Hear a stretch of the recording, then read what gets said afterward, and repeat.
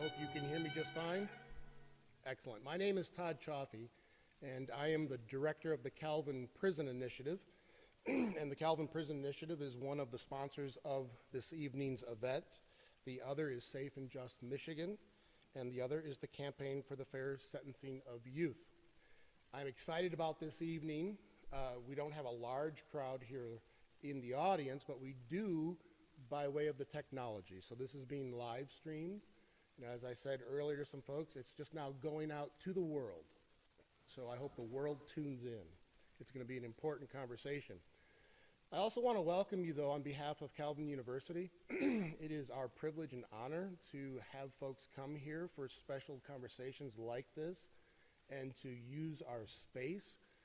We're always eager to reach out into the community, and I can't think of a better topic for our communities but to think about prison reform.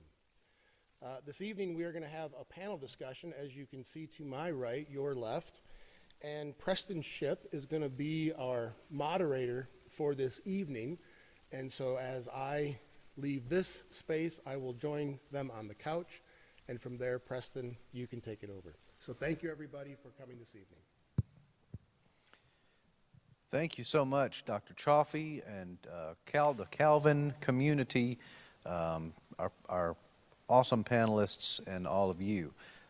It is just a thrill for me, Preston Shipp, to get to be with you. I serve as Senior Policy Counsel for the Campaign for the Fair Sentencing of Youth, and we are so excited to be working in Michigan alongside Safe and Just Michigan, other advocacy organizations, as well as places like Calvin that are so invested already in prison reform, because, you know, I'm from Nashville, Tennessee, if you can't tell from my accent that I'm not local. But down there at Lipscomb University, where I went to college, we also have a prison initiative. And it has really been kind of life-changing for me. It's really kind of why I'm sitting here in front of you today. But it's just interesting to think about when our scholarship and our academics is our gift, the responsibility that colleges and universities have to take that gift into places like prison. And why so seldom do they think about that, especially the ones that are religious schools, especially the ones that are Christian schools, you know, where you have this clear mandate from Jesus, you know, that what you have done for folks in prison, you have done to me. Why does it take so long sometimes for our religious institutions to think, well, then we need to take what we have and not hoard it, but share it? And so kudos to Calvin, you know, for heeding that call and taking that imperative seriously, and for welcoming us here tonight. What we're going to talk about tonight is juvenile life without parole, or JLWOP, as it's come to be called. The United States is the only country in the world that is known to sentence children to die in prison. Kids as young, in some cases as 13 years old, in the United States can be told, there's just no hope for you. All we know to do for you is throw you away. And no parole board is ever going to take a look at you. It doesn't matter what you do over the next 10 years or 20 years or 50 years. There's no possibility of you ever having anything other than life inside prison. And at the Campaign for the Fair Sentencing of Youth, we view that as a tremendous human rights violation. And so the campaign was started in 2009 to focus, laser focus, on the issue of eliminating life without the possibility of parole for kids.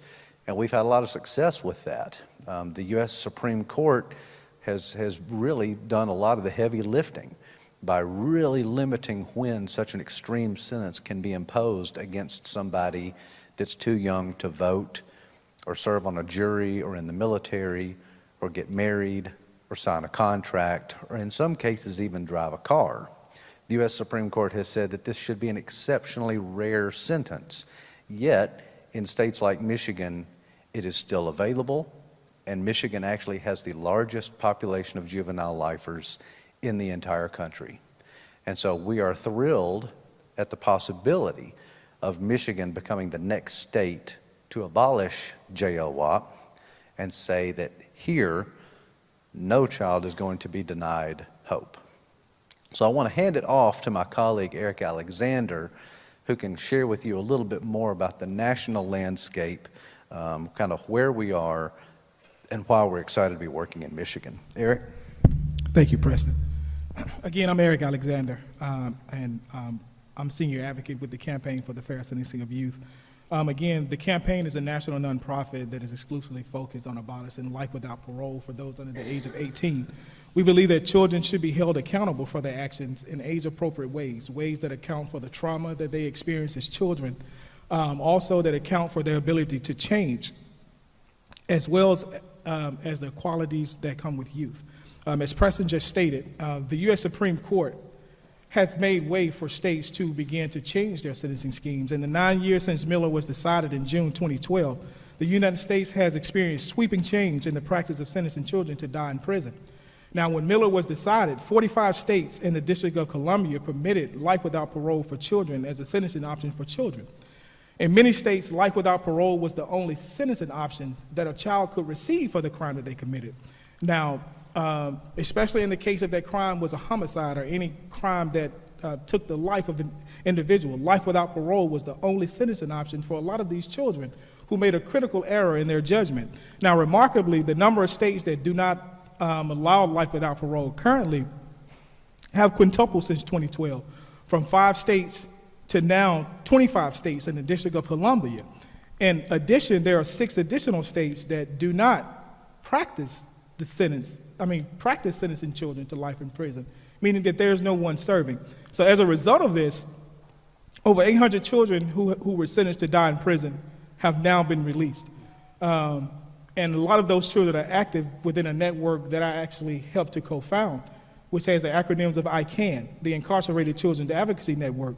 And ICANN is a group of individuals like myself, individuals who went into the prison system as children, tried as adults, and who came home as adults. And they're all serving their communities in very positive ways, proving that children can change. Children do change. Children have something special about themselves that if given that second chance, they can contribute to society in very meaningful ways. So no child should ever be told that they should die in prison.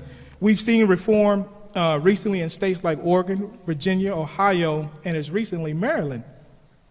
So states are really, really speeding up. So we would hope Michigan will be the next state to abolish life without parole for children here. Thank you, Eric. Kicking it over to Ronnie Waters, feel free to kind of introduce yourself and your work, but specifically, I would love for you to just kind of talk a little bit about your own personal journey and what you think maybe is one of the most important things that folks can know about the sentence of JLWOP or other extreme sentences being imposed against kids that are so young.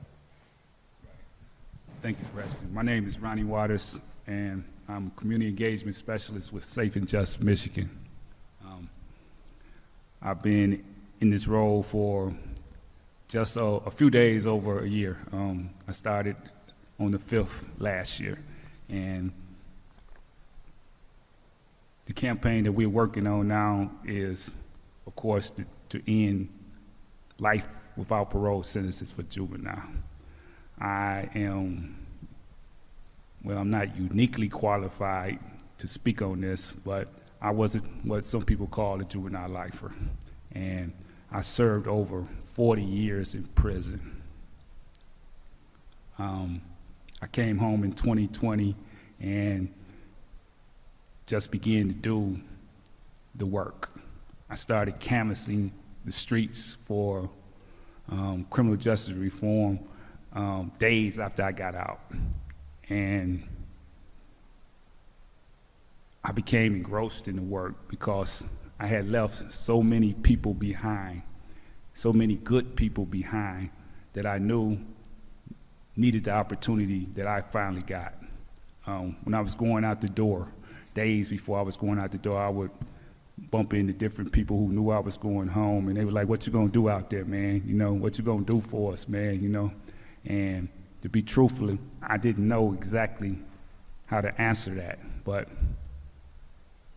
I knew that I would be working in some capacity to do criminal justice reform. There's a lot of myths and misunderstanding about the people that are in prison. You know, of course, there are some knuckleheads. We can't get around that. But it's a lot of people in there who have transformed their lives. A lot of people doing long, indeterminate sentence and life without parole who have transformed their life. They've aged out of crime. They have no inklings to ever commit another crime. And then they're in all kind of programming and vocational trades and going to school and just trying to improve themselves. A lot of these people, like I said, have life without parole, meaning that they more than likely will never get out of prison unless there's a retroactive change in the law or they're fortunate enough to get the signature of a governor to commute their sentence. But this doesn't stop them from trying to improve their life. I was fortunate enough to get that retroactive change in the law. It's very rare, extremely rare. Like I said, I was sentenced, I didn't say, but I need to say I was sentenced to life without parole at the age of 17. And for those who don't know, this is a death sentence. It's the most severe sentence that you can get in the United States without them putting a needle in your arm. But it's no less a death sentence. It's just a slow, cruel death sentence. And for a young person to get this sentence, it's even crueler because on average, a young person is simply going to live longer than an older person. So juveniles spend more time in prison dying than an adult. And it's wrong. And it's wrong on so many levels that once you understand the injustice, you want to do something to change it. You know, you don't want to sanction the crime that I committed and others committed. It was wrong what I done. It was no way around it. But I have tremendous remorse. I have compassion. I have empathy for my victim. And I know that I'm better than the worst thing I ever did in my life. And in prison, I wanted to show people that, but being that I had life without parole, I would go to the parole board. I would talk to different administrators. They call me in their office, warden, and they wished it was something they could do for me. But the life without parole, they can't do anything for you. If the governor doesn't do it for you, or if you doesn't get a retroactive change in the law, you will die in prison. So for us to be out here working with the campaign to try to change, working with Safe and Just, try to change the laws, it's what we should do because kids, everybody know that kids can change. So it's a campaign that I hope that all you guys would join in on and just talk about it to other people. And you could see the injustice in it, man. You know, you could just like, kids change. A 17-year-old will not be the same person that when he turns 50. And that's just the facts. So why not give that person at a later age a chance to prove that he has some redeeming qualities about his life?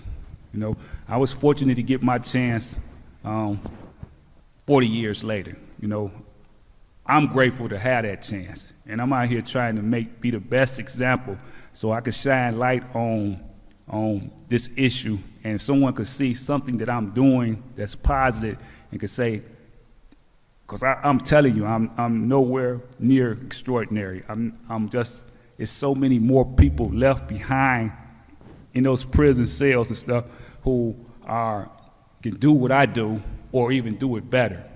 And my job is just to shine the light on them so they can get their second chance too. I don't know if I answered your question. You did and more. Thank you, Ronnie.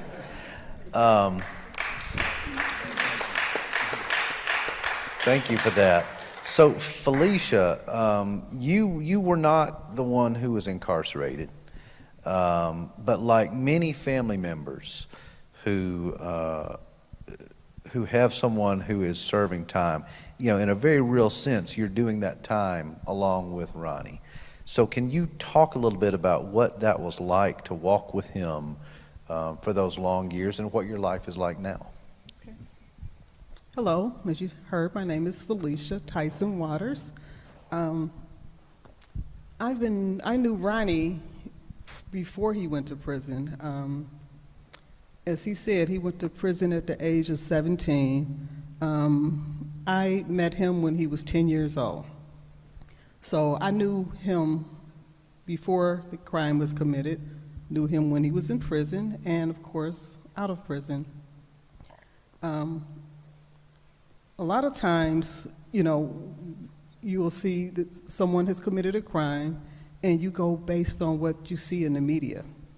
In the media, and I was a teenager when this happened, I see on the headlines, cold-blooded killer, monster, and I'm like, who are they talking about?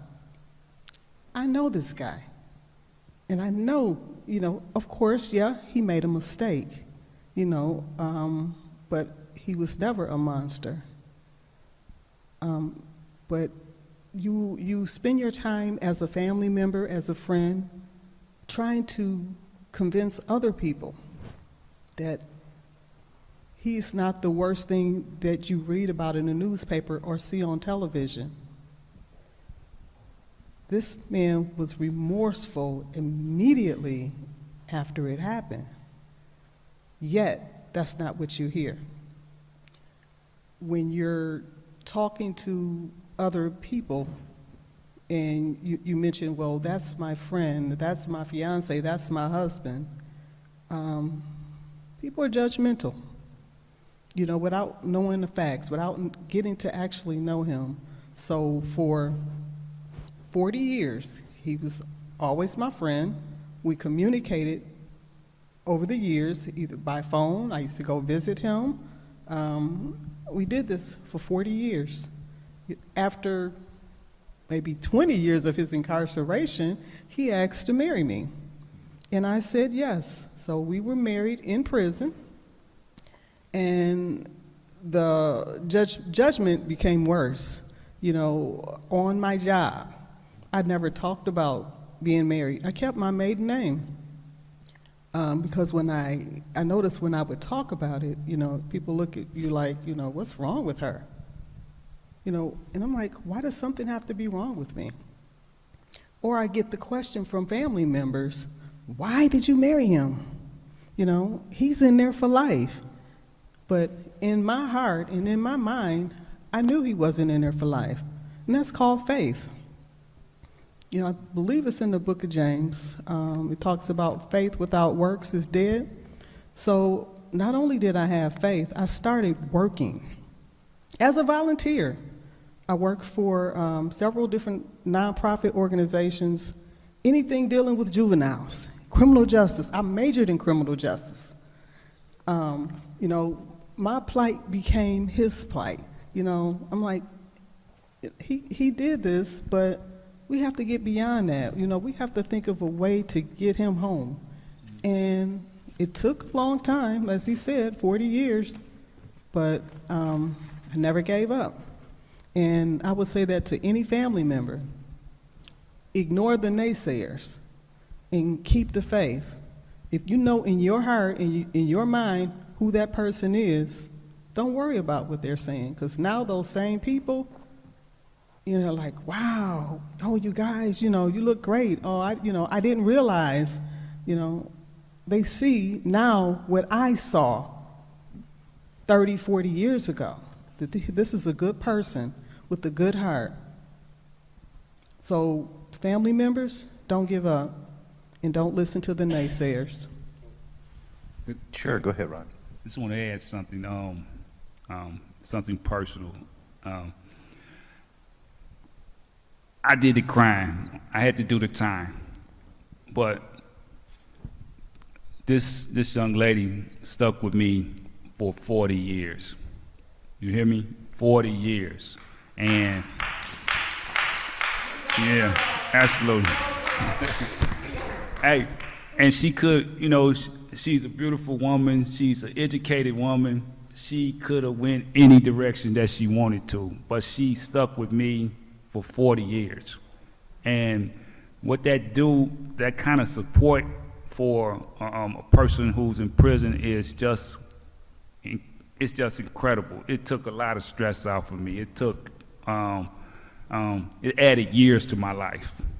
And I just want to applaud her, because I didn't have no choice, you know. She would go to prisons and she would catch the flux sometime, you know, and all the verbal abuse from relatives and so-called friends and stuff. Everybody tried to break us up, but nothing could break us up. And I just want to applaud that, because that's very rare. Okay. Thank you both. I want to kind of transition to Dr. Chaffee, but I want to kind of have him pick it up kind of with what you were sharing, because what I think you were talking about is the stigma that attaches to people who are just incarcerated generally, but certainly people who are incarcerated for violent crimes, homicide, and people who are serving like death by incarceration sentences, you know, that we label the worst of the worst, that there's a stigma attached to that, and that even people who we think of as being good people, maybe people of faith, can't understand how could you feel compassion for that kind of person. Like there should always be somebody who exists outside the parameters of our sense of compassion. And maybe it's a prisoner, or maybe it's someone who committed a violent crime, or someone who, you know, is serving that kind of a sentence. But, you know, always there's that puzzlement and that judgment, you know, but not them. So Dr. Chaffee, can you talk about kind of as someone who went in as an outsider, who went into prison, kind of what you encountered, and where education and hope and rehabilitation and second chances all sort of intersect with the Calvin Prison Initiative? Excuse me. So, real quick on just the Calvin Prison Initiative, we offer a BA in Faith and Community Leadership to incarcerated men in a facility in Ionia. We take about 25 students per year. It's a 5-year program. So at any given time, we have a student body of about 125. And then when they graduate, they have earned a legit Calvin BA. It does not say on the diploma that it was earned in prison. It just says Calvin University. In fact, it's an accredited program, and so technically now Calvin has 2 campuses, one in Grand Rapids, one in Ionia. And so we simply say those are our students at the Ionia campus, and we have students at the Grand Rapids campus. We even have the major in the catalog of Calvin University. So every so often we'll get a student on the main campus, see the major that's offered at the Ionia campus, and say, how do I get that degree? Well, you'd have to go to prison to get that degree. So we don't distinguish, and people don't even know. They simply see these guys as their peers, as other students. So when we started this program, we were very intentional, especially in Michigan, that 2/3 of our student body would have life sentences. So we intentionally select our students, and we want 2/3 of them to have life sentences. Now there's 2 major reasons why that is the case. One, we believe no matter what your sentence, even if it's a life sentence, it should not be a death sentence, and that this person is as deserving of an education as anybody else. At Calvin University, we believe that a higher ed education is an opportunity to help a student discern what God is calling him or her to do with his or her life. That should be no different for anyone who's incarcerated. So we said we absolutely then want to make sure that all these men have access. If you talk to those in the Department of Corrections, the administrators and so forth, if they talk about higher ed, they focus on short-term sentence guys because they want them to get out and then they want to lower recidivism. And so it's very pragmatic. It's not a wrong cause, but it's very pragmatic. And so we said, no, we want to make sure that the guys who are doing long-term sentences are treated with dignity and respect and deserve this education. In Michigan, if you're serving a life sentence, you're not eligible for programming. Now think about that. If you're serving a life sentence, you're not eligible for programming. So someone who comes in at 17 is not going to be eligible for programming for however many decades. So in our estimation, that's simply wrong, that these men should receive this education too. These are the people who will be there long term. They own the culture.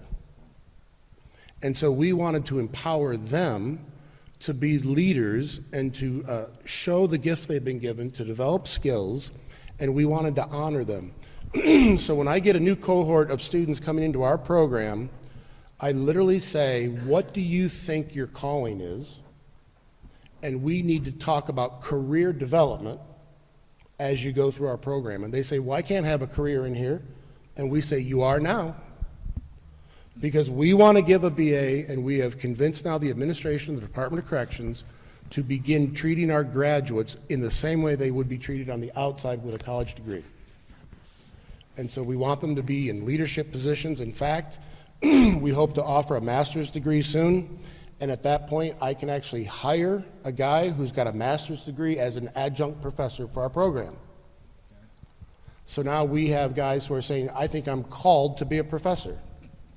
And I say, I bet you are.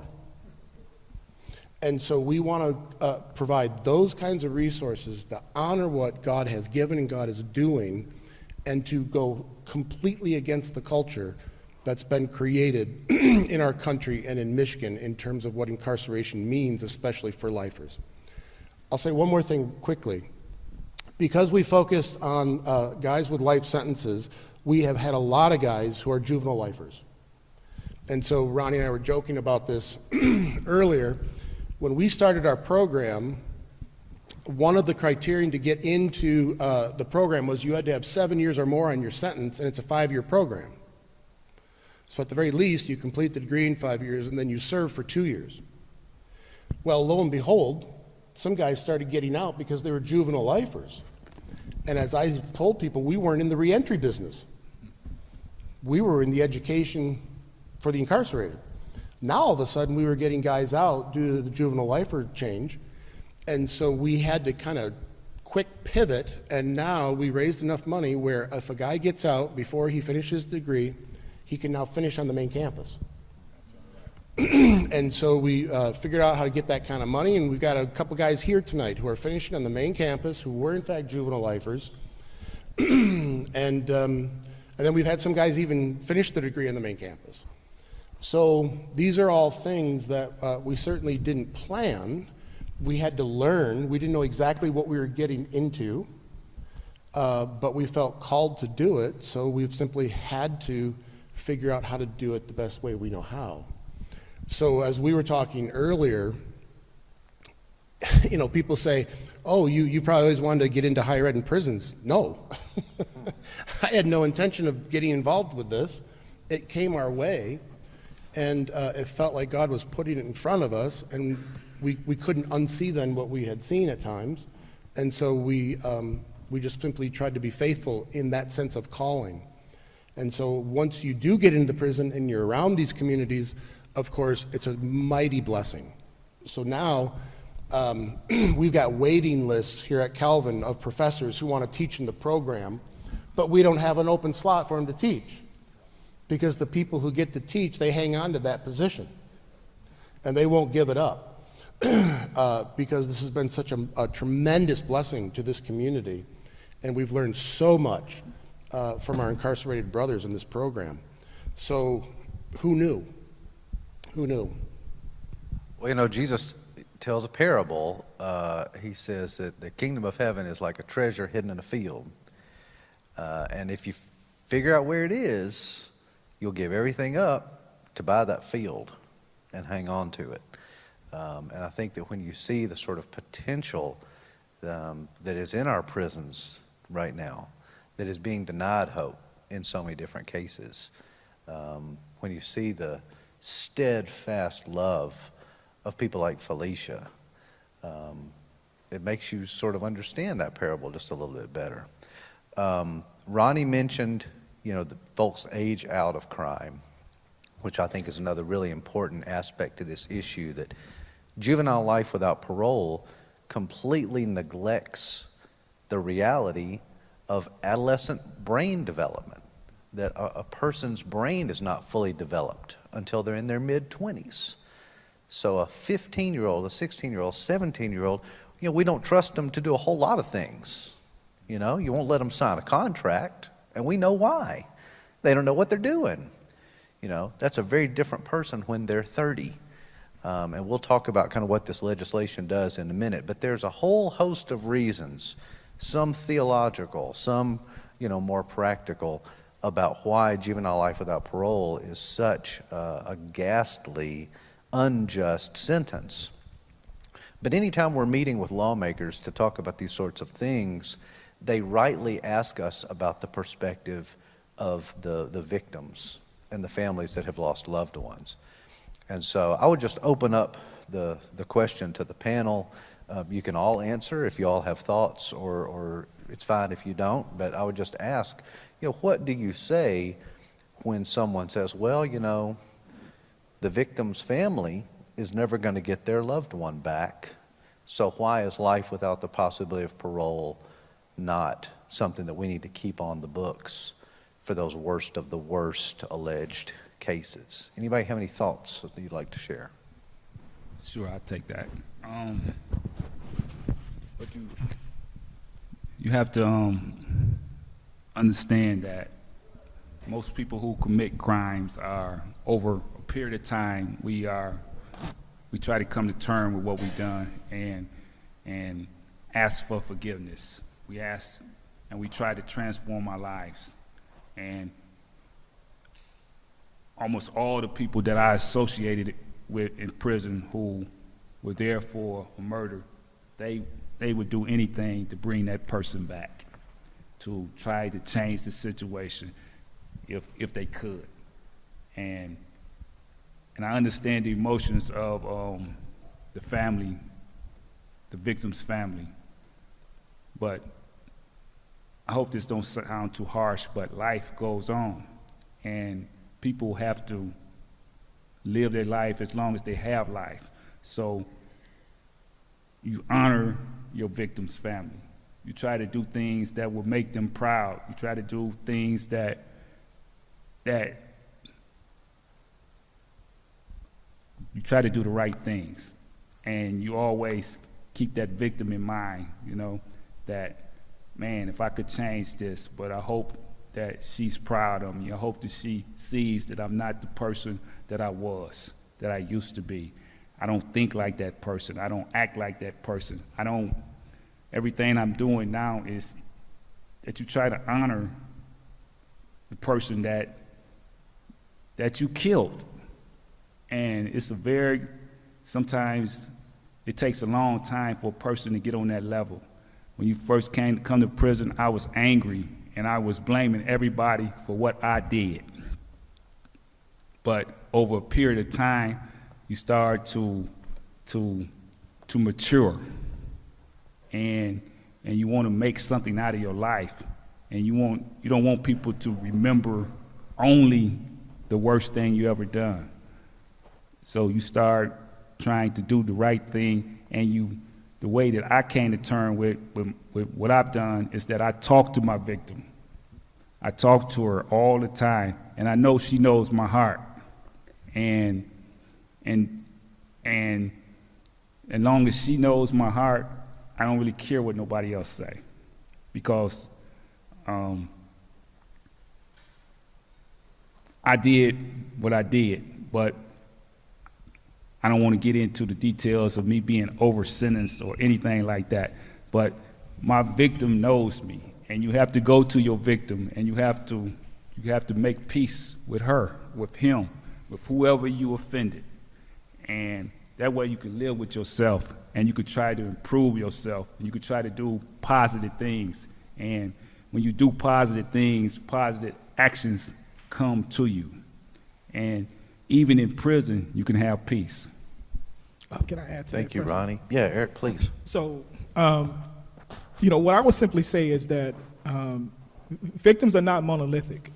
With the work that we do at the campaign, we've learned that from experience. As I just mentioned, 32 states do not practice sentencing children to life without parole. The 25 states that abolished life without parole had either a victim or the family members of a victim helping to get those bills passed through the state, saying that, we believe children of all people deserve second chances. Now, it may take a long time for some victims and family members to heal, but that's not the majority of cases. The great majority of cases have come forward to say that these children change, and I don't want this to be done in the name of my family member or in my family's name. Give these children second chances. So that's what I would say. Victims are not monolithic. Not all victims hold that stance that children should die in prison. So I'll weigh in too on this. We've found the same thing, that actually so many of the victims that we encounter, because we do, they want to put closure on it. So the family or whatever. And we've had several cases where the families wanted to reach out to one of our students, but the state doesn't allow it. And they actually want reconciliation and closure on this. The opportunities that can has happened, and it's happened now several times, it's really quite remarkable. So we've had one story where one of our students, Vale, murdered a young man. His mother, as a Christian, wanted to forgive him, and the state did not have the apparatus to do that, let alone to do it well. She continued and persisted. Eventually, they were able to reconcile, and now she said, "Your mother has died since you've gone to prison. I lost a son. I'll tell you what, how about I adopt you?" Wow. And so now she calls him son, and he calls her mother. Wow. And his children and grandchildren go to her house for holidays. And there's a sense of closure and some sense of restoration for her, as for him. And so we've had lots of these sorts of cases where we think all the victims are not the same, but the media paints them the same. And prosecutors often say that they're doing this on behalf of the people, but they actually don't take into consideration what the victim or victim's family actually would like to see. But they make it sound as if they're representing the victims. Well, when 5% of all cases actually only go to trial, 95% are plea deals between a prosecutor or a lawyer and the alleged, criminal, how's that representing the victim? It's just not. And so I think that as well, we have to dispel that narrative. The reality does not bear it out. Thank you. Felicia, did you have anything you wanted to add to any of that? I kind of think everyone kind of summed up what I was going to say. Just like what Ronnie was saying, he's talked to the victim. He's talking to the Creator. A lot of times we do things and we want forgiveness. So we have to learn to forgive others,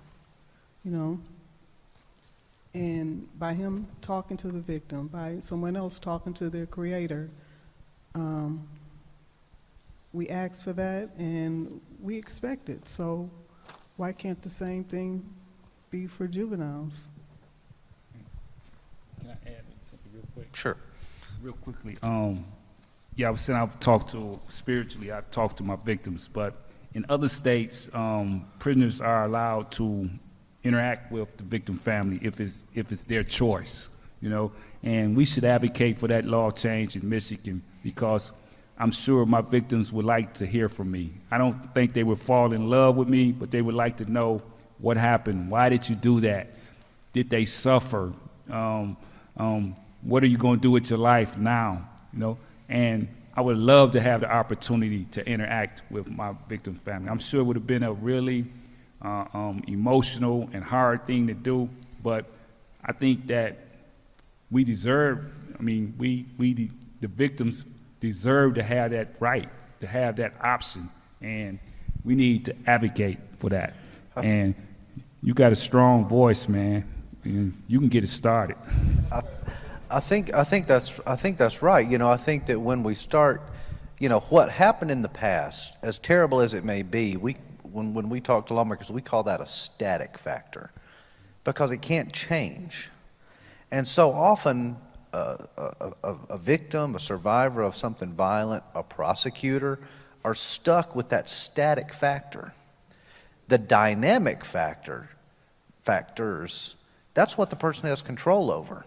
And when you hear about somebody who has done everything they possibly can to lean into a better future, and when you hear about people getting out and joining the Incarcerated Children's Advocacy Network, one fella who learned Braille while he was locked up, who's now out and is translating books into Braille so that blind people have reading material, or another guy who became a minister and recognized that he was living in a food desert, and so he started a food ministry that serves 700 plus families a week. That guy was serving life without parole, and now he's out feeding families. That's gospel. We can't afford not to let those people out. So I think that starts to kind of thaw people's hearts when they hear those stories. But we have got to talk about the legislation that is currently pending in Michigan and how people who are here or who are watching online can help. So the first thing is, out on the table is our one-pager about the legislation. It's 4 bills. It's a 4-bill package, Senate Bills 848 to 851. And working together, what these bills do is they abolish life without parole as a sentencing option for people younger than 18 years old in Michigan. So JLWOP is off the table. Michigan would become the 26th state to abolish life without parole for kids.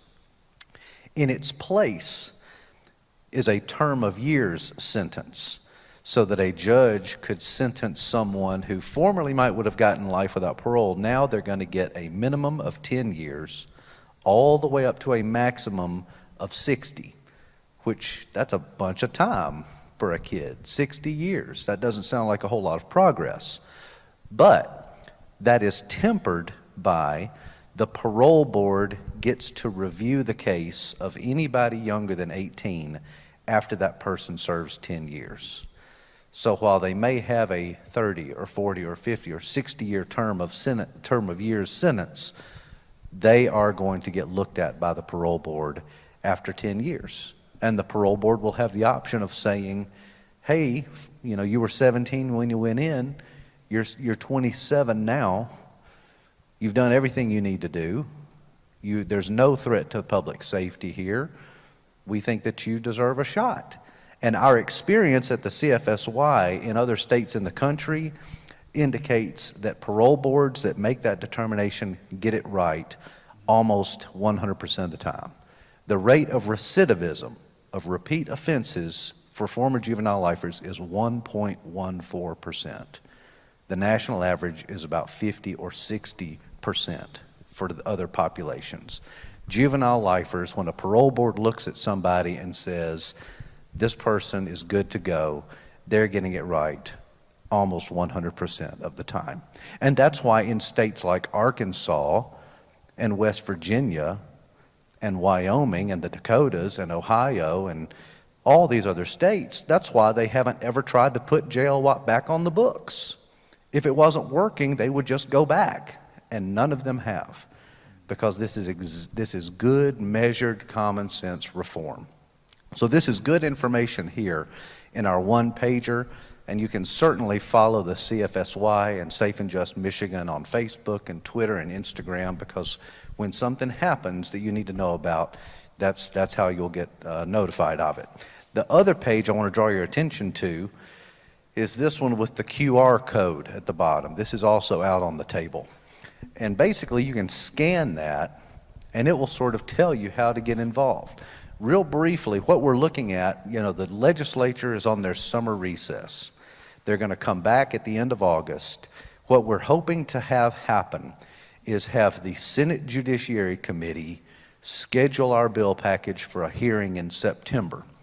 If the Senate Judiciary Committee passes the legislation, it will go to the full Senate. If the full Senate passes it, then we can work it through the House this fall in the hope that we can get it out of the House and passed before the end of the calendar year. So if you follow us on social media, if you sign up for our emails, we'll let you know if a hearing gets scheduled, and we will say, email your senator, email the members of the committee. If you have time to write out a quick paragraph and submit it as written testimony, you can do that. You can just write up a paragraph and send it to the committee and say, I want this included in the hearing record that I support this legislation. So those are some really effective ways: calling, emailing, letting lawmakers know that you want Michigan to do what the Dakotas and, you know, all of these other states have done. West Coast, East Coast, everywhere. Texas, for crying out loud, did this in 2013. So, I mean, it can't be, it's not soft on crime, right? So those are ways to be involved.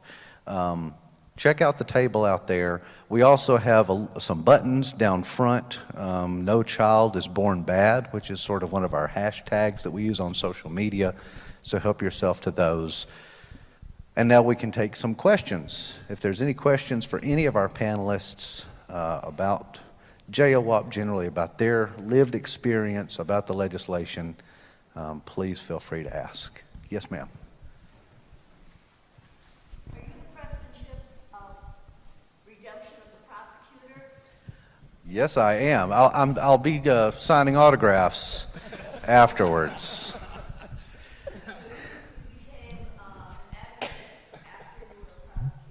That's right. That's right. So we were just talking, I was just talking about this with Todd, that I was a prosecutor down in Tennessee, went to law school to be a prosecutor, loved locking people up. I thought that was exactly the right thing to do because they're bad people, you know. And I got invited to teach in a college prison program, a pre-law class. And I went in there and just had my world completely upended. And it wasn't long after that that I just went in and quit my job and met Eric Alexander in 2012 and became his friend. And so then Eric invited me to come join the campaign for the fair sentencing of youth. So thank you again for my job. But that's right. So if you Google Redemption of the Prosecutor, that's just a little 20-minute film about all that. Other questions? Yes, sir. Oh, I'm sorry. Go right ahead. Go right ahead. If this bill get passed, will the lifers in Michigan, from time past, be able to go up for parole? Or how will they do that if they were recommended to prison for life? How would they schedule the change of them getting out or not? You want anybody else want to? Go ahead. Try to answer. It would be a minimal of 10 years. It's like, so once you get to 10 years, the parole board has the opportunity to look at you and see if you have changed, see if you have rehabilitated yourself, see if you have become a mature adult who they feel can safely be released back into society. But this is no guarantee, you know. 10 years is a long time, but sometimes it takes a little longer for a person to mature, to get it. And if you don't get it, you don't get out. The parole board has, they are experienced experts in determining who is playing them or who is serious. And it's about, if you were in Calvin College, you're trying to get a degree. If you're in vocational school, you're trying to get a vocational trade. If you know, mentoring young people in prison, then you get it. And the parole board sees this. But if you're in there doing the wrong thing, just because your 10-year review comes up does not mean anything. You have to prove that you deserve it. So when he says you're eligible at 10, yeah, you eligible, but will you get out at 10? If you, I mean, it's possible, but You have to put in the work. So anybody in prison who then already put in the work, that went in as a teenager, and they have put in the work, they would be considered? If someone's in there right now and they done 20 years, if this bill is passed, would they be considered, and they've been doing good for the last 20 years? This bill specifically targets those who came in before the age of 18. Okay? So they will be eligible to have their record reviewed and get a chance at parole. That's right. That's right.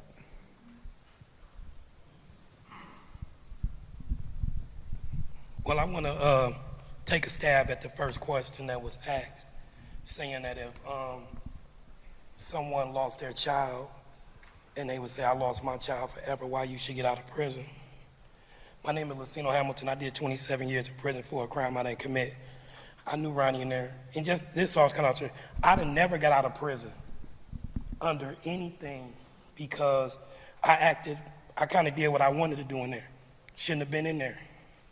So if I did have an opportunity to see a parole board, I wouldn't have never got out anyway, right? So I would have answered that question like this, that the reason why they should be let out is because prison should be abolished, period. Period. You know, what goes on in prisons is horrible. What they do to people in there is horrible. It's horrible, period. You know, people are being harmed in there, and we know it. We even got things like post-traumatic prison syndrome, because people know it. This is like the only place in the world where we know people are being harmed, and there's not an immediate effort to try to stop it. You let a child being harmed, go to a hospital, go to a school, immediately remove them. Might not know what that child gonna do, might sleep in a building or an office, but all they know is we can't send them back somewhere where they're being harmed. Let my sister or auntie being abused by somebody, and we sit in the car. There's nothing she could tell me that I would say, okay, just go back in there until we figure it out. I would never tell her to go back into a situation where she's being harmed until we figure it out. We know for a fact people are being harmed. And we saying, well, when we figure it out, this is the only arena I know where that's even acceptable. We know for a fact that it's unfair. People of color are treated different from the moment they have contact to whatever the conclusion is. So much we can say about it. The prison system is gendered. Women, gays, lesbians, transgender, same thing. They have a totally different experience. Your income status, stigma only matters when you're poor. You know how many rich people running around doing stuff and they on the cover of magazines for doing it? It's only means something when you're poor. That's when stigma comes in. So that's how I would answer it. Everybody should be let out. I don't have the solutions. No one does, because we've never worked toward that as the goal. How could you have a solution for something we're not even trying to do? I ask people, can you imagine a world without prison? First thing they say is no. Who doesn't want to imagine a world without prisons? But to imagine a world without prisons, you have to imagine a totally different world. You can't snatch that out and leave stuff the way it is. Calvin College was not in the business of education, and they weren't in the business of reentry. Are they in the business of social change? One of the leading things, I was in there with a lot of those men who were going through those processes, of trying to get out through the juvenile life. One of the things that everyone said, and it was touched on slightly, was trauma. Trauma. We know people being traumatized and we're not doing nothing about it. It gotta be evident. They gotta know this class or this group is being traumatized because it's such a big part of what they gotta go through to get out. So we know they're being traumatized. So we weren't in the business of one thing, we weren't in the business of that, but maybe we should be in the business of fighting to abolish something that we know is harming people. And there should be no exceptions to who should be harmed and who shouldn't. Thank you. Thank you. Let's see, I know we had... think I I've just seen wanted about to ask a brief question three other for hands, yeah. Calvin College. I hear you talking about the male prison. What about the females? Is that coming in the near future? So we were aware of the situation. There's one female prison in the state. It's in Ypsilanti. And we were not logistically able to take our education on the road on the east side. So what we've done, knowing that we weren't able to offer that degree being on the west side, we have now created a consortium of colleges and universities in Michigan. There's 12 right now in the consortium. We hope there'll be more. And we have now partnered with a couple of those colleges and universities. One of them is Eastern Michigan University, who will be offering a BA in the women's facility. And so we are advocating for that and then partnering with them and providing them with the resources we have available to help accelerate that experience. So you're exactly right that I think when it comes to programming in Michigan's prisons, we're always thinking about the men.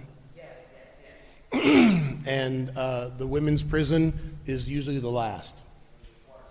And the conditions are worse, the treatment there is worse. So we have been aware of that, and we finally, we think we found out how to address it.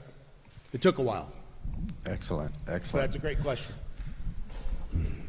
Oh, Hi, you guys touched on this a little bit. I'm a mom of a 16-year-old juvenile that was treated as an adult and given a long indeterminate sentence.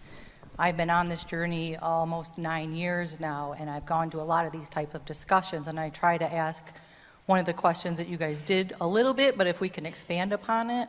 I ask from your experience, so Ronnie's going to have inside experience where he's been there, he's lived it, the guys around him, everything, and you're now starting an educational system within that hopes to continue to have the mentors to help these young guys like my son that are in there. So my question is, from your experiences and your perspective, we're asking for a 10-year minimum.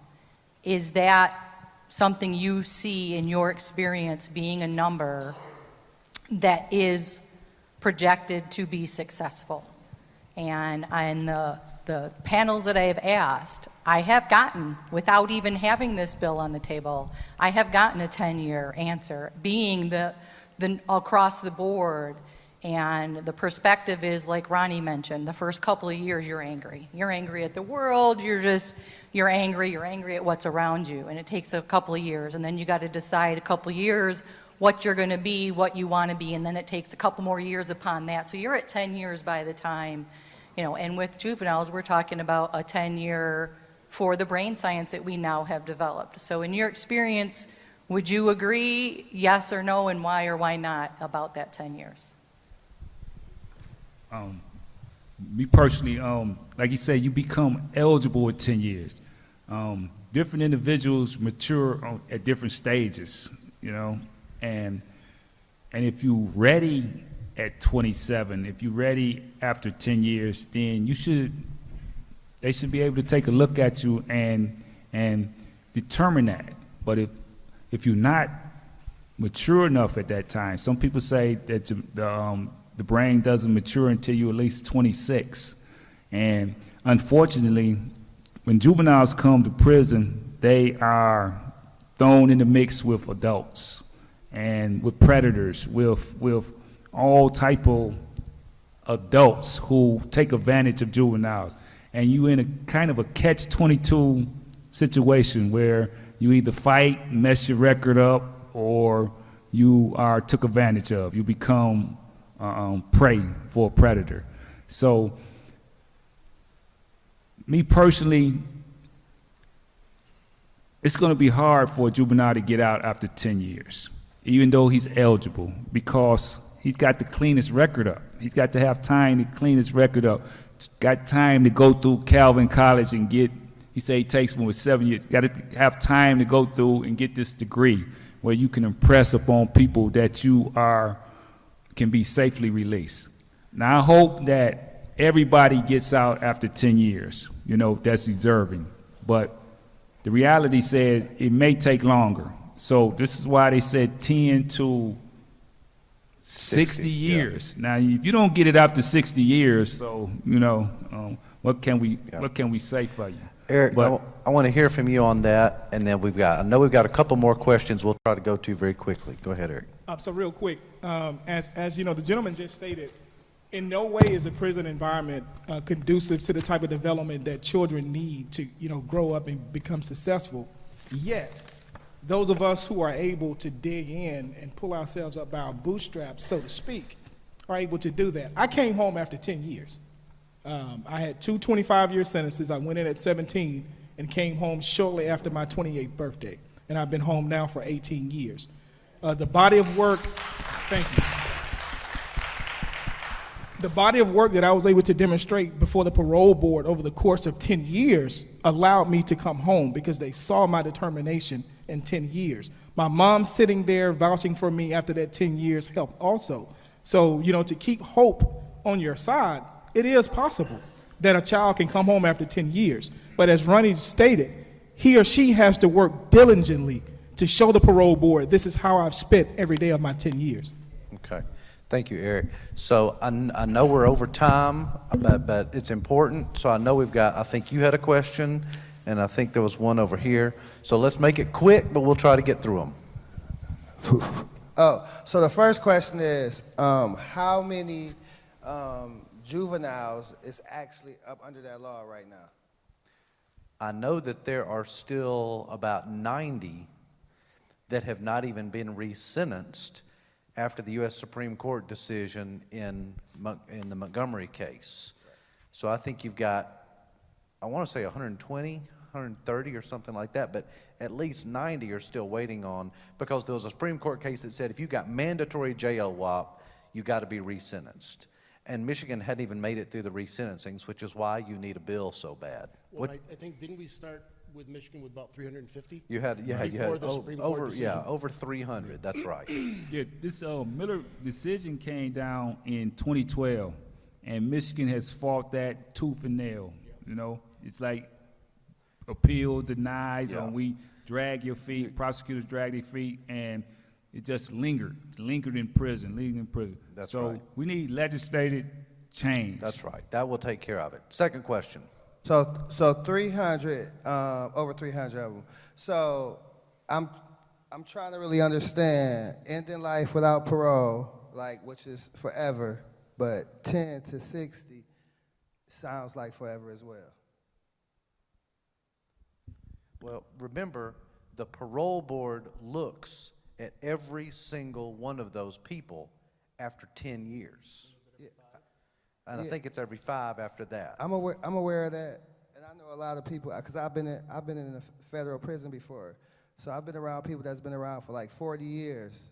My brother, dad actually died in prison, and he actually went in front of the board every year, 5 years for 20 years. He did like 40 years. They never gave him a parole. So the eyes of people getting out, is still in the hands of the parole board. Right. So really, the sunshine in ending life with parole versus 10 to 60 is real small. And change is huge. So just making these incremental changes to stuff that's so, is a travesty, I don't think we're going to get too far. Well, what we've seen around the country is that incremental change works. Now, to give the people here hope about the parole board, I know 10 to 60 is a while, but the Campaign for the Fair Sentencing of Youth also trains parole boards as well. So after this bill passes, what we would do is come into the state and help parole officials understand how to look for these juvenile lifers and how to grant them parole sooner than later, based on experiences like mine and Ronnie. So Ronnie may be part of the group that comes in and trains a parole board so that they can see, someone who came through the system and who are actually home. So while it sounds like there's no hope in 10 to 60 years, we believe that continue to work on the reform and train those who are looking at these people will get them home a lot sooner. Okay, no, we've got to go to this, we've got one, okay, you've got one here? Okay, got it. Yes, let me say something. I'll be real quick. My name is Minister Abdul Salam Muhammad. I ain't do a lot of time in prison. I did 29 years and 8 months. I don't know if that's like a long time or not. So I think that the idea of the parole board is misplaced by a lot of us. I understand, Brother William, what you mean. Anybody that can go through the parole process who's doing parolable life and natural life should be applauded. Because most people don't realize this right here. The brother said, and you eloquently spoke, that most lifers, parolable lifers, do 10 years and they eligible for parole. But that's not really true.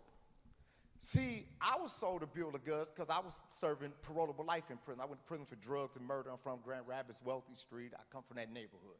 So when I went to prison, they told me I'd be eligible for parole in 10 years. But what people don't realize, because parole is discretionary in Michigan, when you serve 10 years, you're not really eligible until you overcome a 6-tier process. Most people don't realize that. Not just after 10 years, you gotta then go see the parole board and convince a member to take you to go see a psych interview. You saw the psych, right? Yeah. I did too, because I had life. I got out in 2019. So I saw the psych. After you see the psych and the psych can clear you, then they send you back to the parole board. And the parole board take it back up, and then they try to convince 6 out of 10 members to take you to a public hearing. And when you go to that public hearing, the Attorney General asks you questions, the victim family asks you questions, then people from the public can come in. You come in, be like, I don't like that guy, mere fact, because his hair is platinum. Denying. And so after that process, and I convince them, they then go back to the parole board, and at any time they can deny me because I got to get 6 out of 10. Once the 6 agree, then I move forth, overcome a physical, and I'm home. But any breakdown in the process of that, you catch a major ticket, police line, or whatever take place, and parole board denying, then you deny. I was given 5-year flops like it was stated. I did 5 5-year flops, which is 5 times 5 is 30. So by the time you see the parole board the first time, the second time, and you get 5-year flop increments behind, man, you lose hope and you lose faith. Most people can turn bitter. And so when you face with a parole board where the system is discretionary, man, it's practically impossible almost to overcome the system and win, because every step of the process is almost against you. Even though I can get a pat on the back and say, I done it, hundreds and hundreds of people didn't. Well, I want to stop you because we have other questions here. Yes, thank you, bro. We have worked in 25 states plus DC. Do you know how many people are home? Almost 900 people who were told they were going to die in prison when they were too young to vote or get married or serve on a jury are now home with their families because of legislation like this. So you pass this kinds of legislation, and then we come in and our litigation counsel starts training parole board members, telling them how to make sure that parole is a meaningful opportunity for someone to go home. Okay? That's what we want to get done in Michigan. Yes, ma'am. I'm a senior here at Calvin, and also an intern at the Juvenile Detention Center here in Kenton County. I just heard you mention that about programming that lifers aren't able to, are not eligible for programming. I was just wondering, and I was just curious to see if programming means also placements and even mental health treatment. If that also classifies within the programming, because I know that's a huge issue for even juveniles right now in detention. There's so many detention centers, right, or jails, but there's not enough placements too, and I was wondering how that is for that. No, they may receive mental health treatment in terms of that sort of programming. The programming they can't receive would be skill training, things for simply life enhancement. They reserve all that money, all the funding and programming for people that they are pretty confident will get out, and that's always geared for recidivism. So for instance, if you're doing a minimum 20 years and that's your earliest release date, there's a good chance you'll get it. You're then eligible for programming 2 years to the door. So you could do 18 years, but now you do have an ERD, and it's 2 years to the door. Now you can get certain programming like vocational trades, violent prevention, all this kind of stuff. If you're doing life, you're not going to get anything. So it's a desert, when it comes to that thing. I'm not saying it's good for the minimum 20, but it's a desert if you're doing life. I know we've had a couple of questions over here for a while.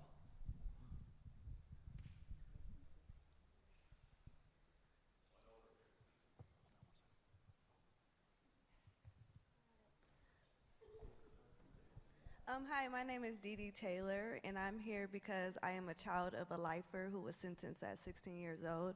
I'm also the sister of Breonna Taylor, so once Breonna passed away, our father was in jail and still in jail, so we grieved together through that process. So in the midst of this, I've been on the mission, not only now, but with everything happening, my mission broadened, but I just want to know, what can I do to help? Because I am in the process of starting reentry work in Grand Rapids, Michigan. I'm going to start a resource center here pretty soon. So I just want to know, what are some things I can help in my resource center in order to get to those bigger goals that we're aiming for right now?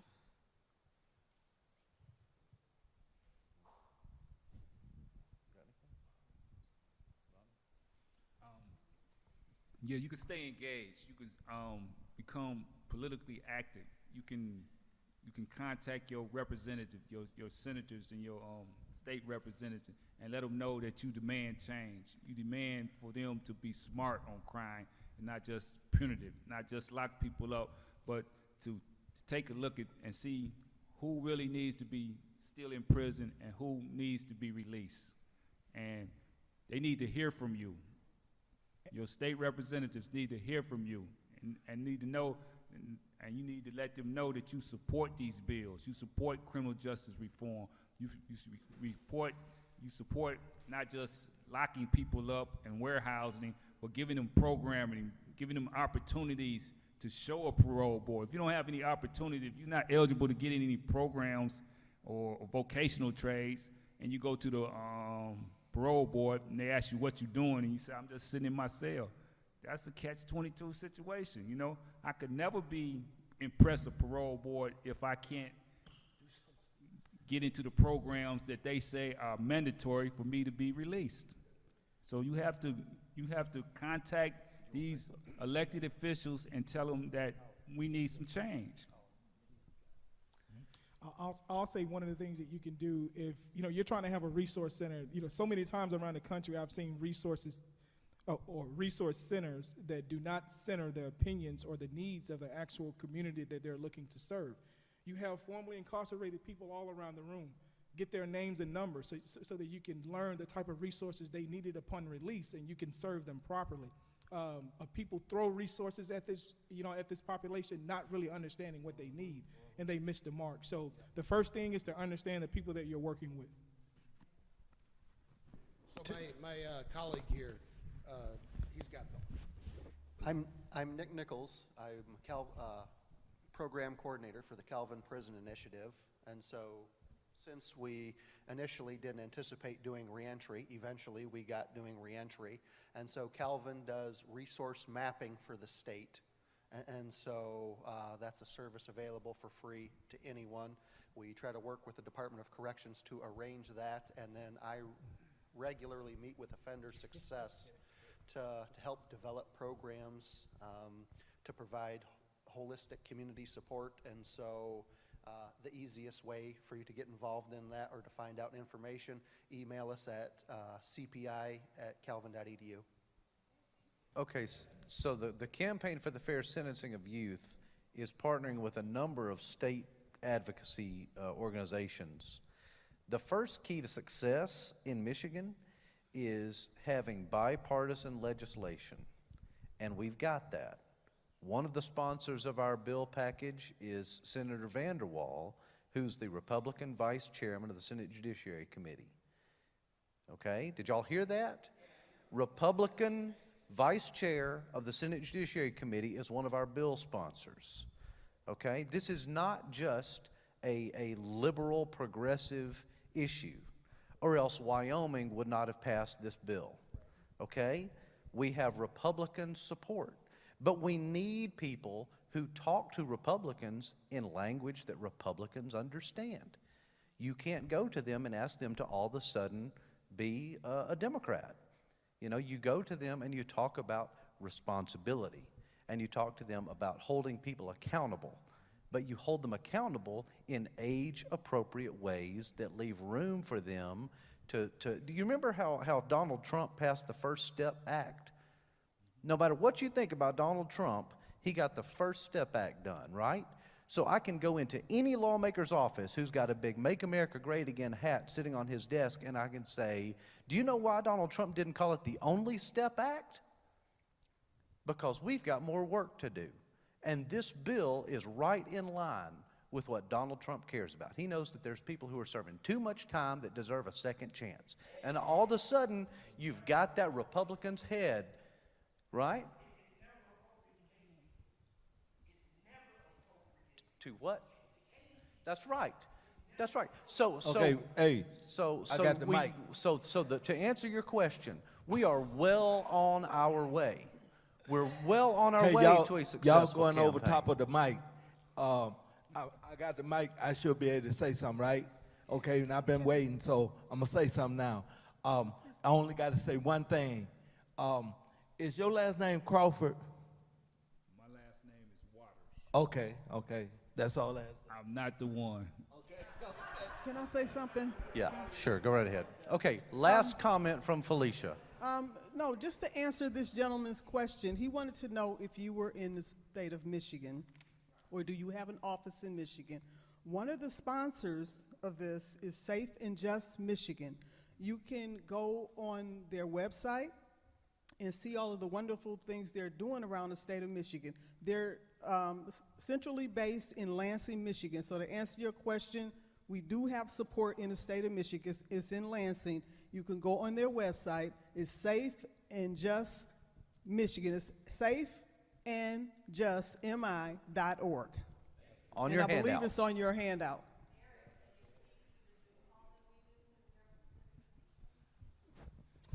And yes, we, as Bunny just mentioned, we have a call regarding the juvenile bill here every other week. So bi-weekly we have a call with advocates here, keeping them informed of what's happening on the ground, what's happening in the legislature, so that they know exactly how the bill is moving. So if you'd like to be a part of those coalition calls, just get with Bonnie, and we can add you there to keep you informed by email or either in person on the call. Okay, hold on, please. I know Go ahead, y'all Patrick. running out of time. I just want to say thank y'all for coming here and doing this. But I just want to say I just got out of prison 4 months ago, and I served 27 years. Thanks to this man here giving me a chance to go through the Calvin Prison Initiative. But I want to tell you, education transformed and it changed.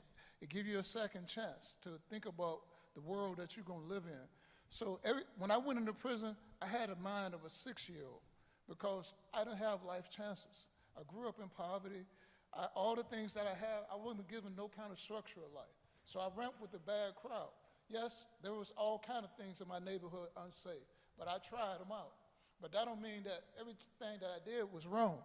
So, but one thing I can say about the gift for education is it taught me how to give back. It taught me where I belong. And so this is important to me because if we're gonna make our neighborhood the one that we want to live, we got to also welcome those people that's been cast away for a long time. You know, my brother and sister, they live lives right now that I wasn't a part of. I had to grow up in prison watching photos of my kids growing up. That's not no life. You know, look, I've been stripped bad, but today I can give back because I have the tools and resources because people gave me a second chance. You know, and that second chance is why I'm here. And so if anything come good out of this, we should be marching. We should be going knocking on doors telling people, hey, we want this to happen because we don't want the next person to die. I don't care who it is. It could be so we have to do something today. We have to make it retroactive. We have to tell ourselves that we have the knowledge, we have the power, and we have the tools in front of us. Let's work together. We can do this, guys. We want to do this. We got to do this because this guys behind bars going to die if we don't do something today. Thank you, Patrick. The panelists are going to stick around for just a few minutes if you have other questions. We've run out of time. But thank you for coming. If you have more questions, please just come down and talk to us. But really appreciate all of your interest and support. Thank you. Thank you, everybody, Thank you. for coming.